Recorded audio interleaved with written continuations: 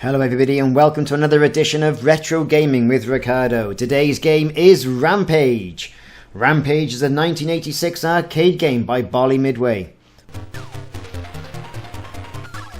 Now it is rumoured that this game is going to be the subject of a film. It was announced in 2015 that Dwayne Johnson, The Rock, will be starring in some capacity with this film, but other reports are yet unknown. Players take control of gigantic monsters trying to survive against onslaughts of military forces. Each round is completed when a particular city is completely reduced to rubble. Warner Brothers currently owns all rights to the property. Up to 3 simultaneous players control gigantic monsters who were formerly human and are therefore mutants. The game's protagonists are George, a King Kong-like gorilla, who I'm playing at the moment,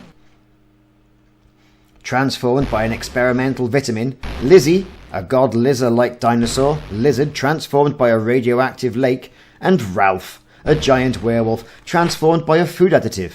As monsters, they need to raze all buildings in a high-rise city to advance to the next level, eating people and destroying helicopters, tanks, taxis, police cars, boats, and trolleys along the way. As the screen says, climb, punch, damage buildings, punch open windows to find food, and destroy everything in its path.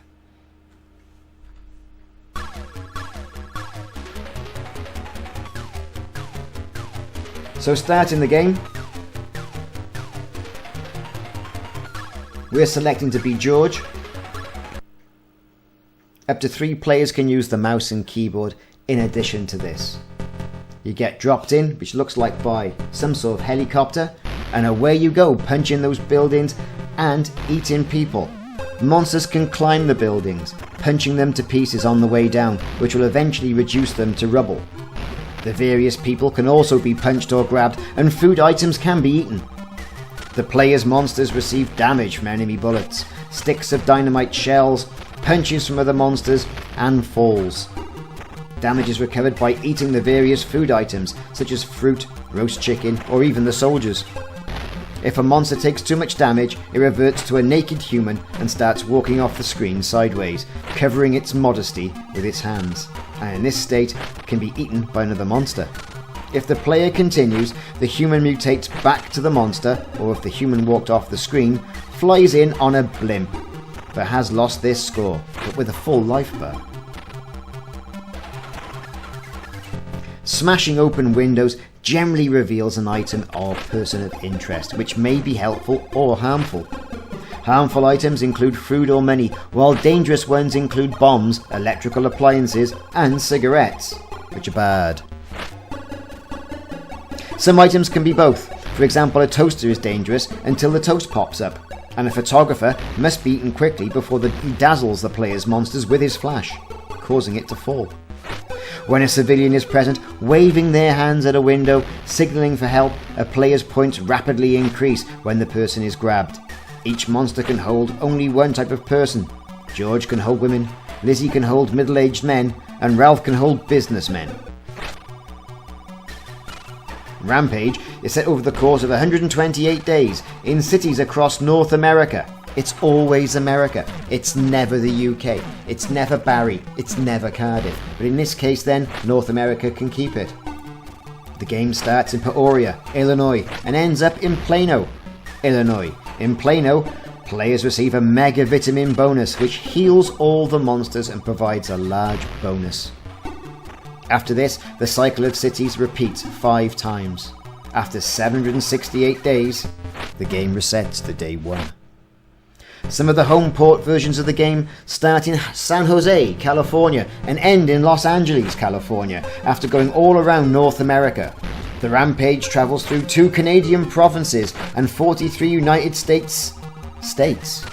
Only Connecticut, Delaware, Mississippi, New Hampshire, Rhode Island, South Carolina, and Vermont are spared. Rampage was originally released for arcades in 1986.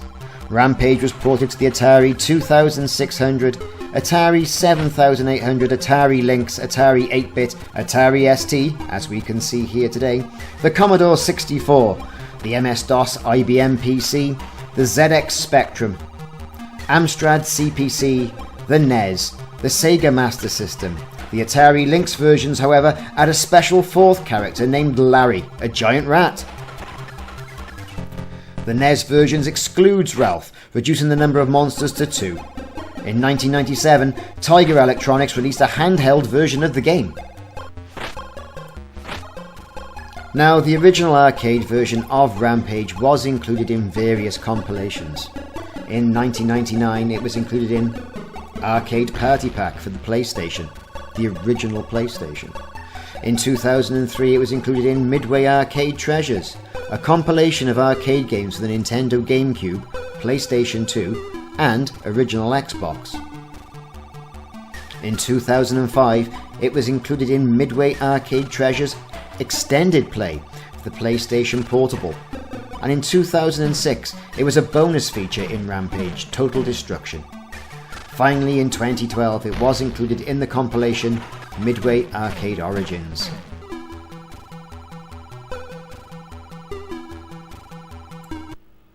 Incidentally, the game was also unlockable in the 2015 game LEGO Dimensions. In that game, a human-sized version of George the Ape appears in one of the side quests. In the Midway Arcade World level of the game, the player aids him in wrecking the area and protecting him from civilians to get the high score, rather than Ralph or Lizzie.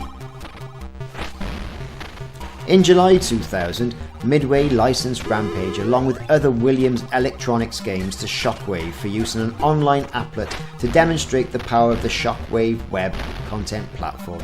Entitled Shockwave Arcade Collection, the conversion was created by Digital Eclipse, and Rampage has also been ported to iOS as part of the Midway Arcade app. All great fun and a refreshing mode of gameplay. Although death is prevalent and you can you can kill or punch helicopters, grab people out of buildings, its cartoon-like manner does, I think, appeal to children, although I think a lot of the jokes in the game do fall on deaf ears and are lost on them. For example, in LEGO Dimensions, typically the children who play that game will not have heard of this, nor would have been alive when this would have hit the scene, or in one of its latest iterations.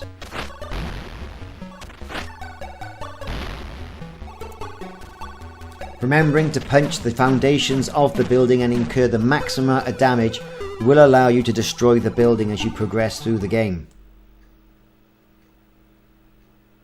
The player starts with typically 3 lives, and removing the other monsters from the game can make things slightly easier,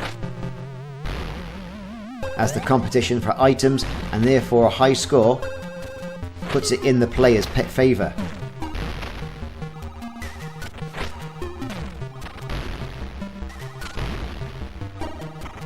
This game is being played with the Kempson joystick, which was found to be easy to play as opposed to other conventional methods. The keyboard we found to be quite cumbersome in using as a control method, and especially the mouse.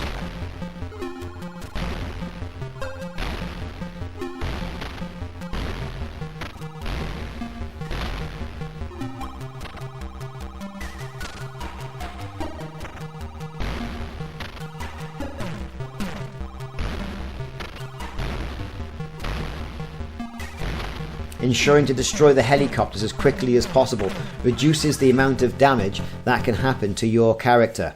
Also, be wary of not being stuck on a collapsing building, as that also can dramatically decrease your health.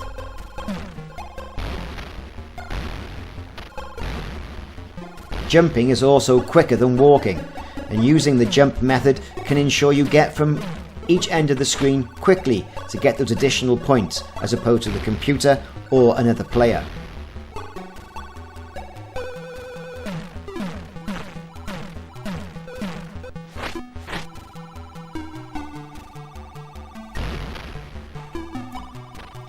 When 2 players begin an attack on a building, the race is on, not to get caught but to maintain the maximum amount of damage.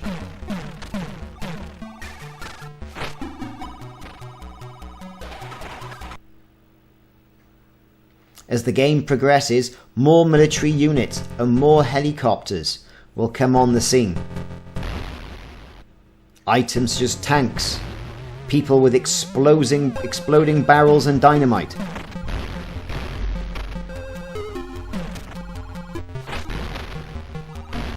Now as you continue on through the levels, the amount of swag you get from the buildings becomes less,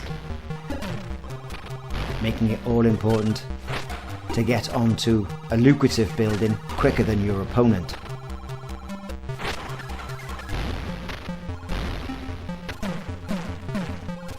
And there you can see my mutant reducing down to a naked alien, or a naked human, and moving off the screen. And here I come again via Zeppelin.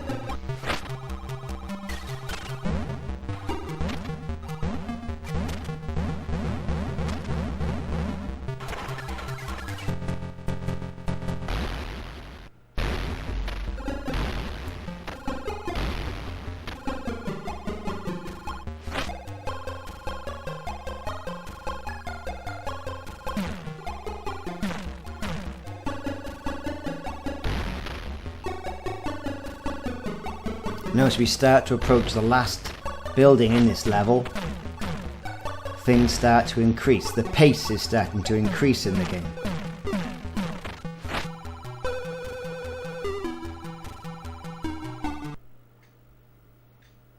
Now into Detroit. There's a bridge, which is very important, and a tank. It does seem like it's got it in for us.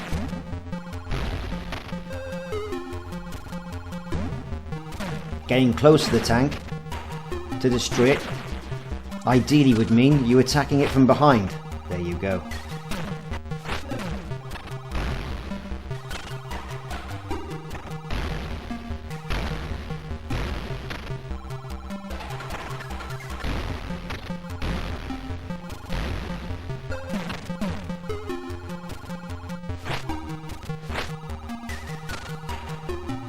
Damaging the bridge will reveal water below it. If you fall into the water, you will die.